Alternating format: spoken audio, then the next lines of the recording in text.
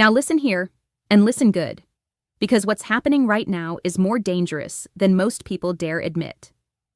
The Heritage Foundation, yes, the same radical outfit behind the authoritarian playbook called Project 2025, has launched another grotesque scheme, Project Esther.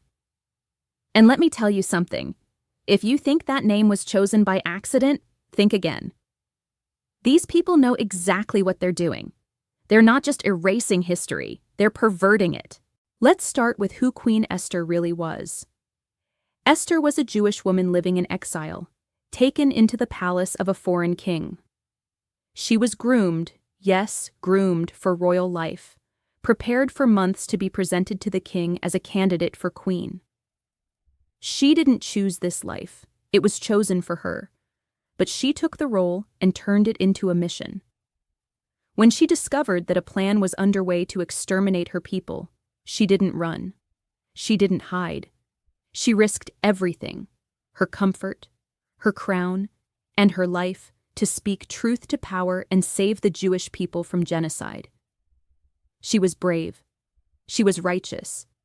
And she stood in the gap when it mattered most. So now imagine the unholy gall, the audacity, of naming a project that aims to crush dissent, surveil students, silence protesters, and target Palestinian Americans after her. Project Esther isn't about saving lives. It's about targeting a group of people for erasure. It's about intimidation, punishment, and raw political control. And the very idea that this dark, dystopian playbook is hiding behind the name of a woman who saved her people from extermination? That's not just offensive. It's diabolical. This plan isn't subtle.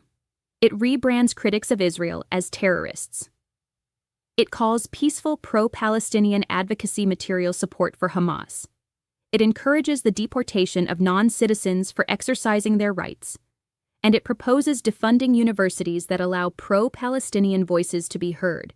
And don't let the pearl-clutching piety of its authors fool you. This is about silencing opposition, not protecting anyone. The people pushing Project Esther and Project 2025 along with it are banking on the American public being too tired, too confused, or too cowardly to push back. They assume most folks are too weak-willed or weak-minded to recognize tyranny when it shows up in a suit and tie, quoting scripture. But let me tell you who terrifies them. Free thinkers, readers, resistors. People with memories long enough to remember what real fascism looks like, and strong enough to call it by name. Let's keep it real. The American people have handed the keys of power to a cult of narcissistic extremists who care only about their own will. Damn your rights, damn your freedom, and damn your future. These are people who claim to abhor perversion, but pervert history, scripture, and truth itself to serve their agenda. They invoke the name of Queen Esther while working toward the exact opposite of her mission.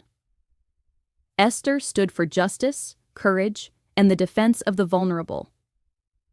Project Esther is built on repression, fear, and the targeting of vulnerable communities like Palestinians, immigrants, students, and anyone brave enough to raise their voice.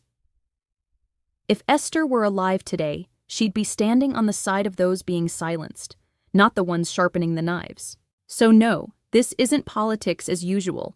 This is a test of the nation's moral backbone. And we must choose either we stand silent and complicit, or speak out like Esther and say, "If I perish, I perish. But I will not stay silent while my people are destroyed." Because when history looks back, the question won't be what Project Esther did.